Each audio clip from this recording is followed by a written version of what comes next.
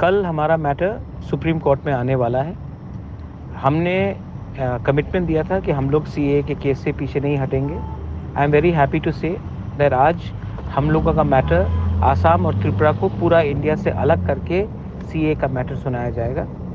पूरे इंडिया के केसेस को सीए में अलग रखा जाएगा और त्रिपुरा का मैटर को अलग रख के हमारा मैटर सुनाया जाएगा कल सुप्रीम कोर्ट में। हमारा कमिटमेंट जो पहले से था वो रहेगा।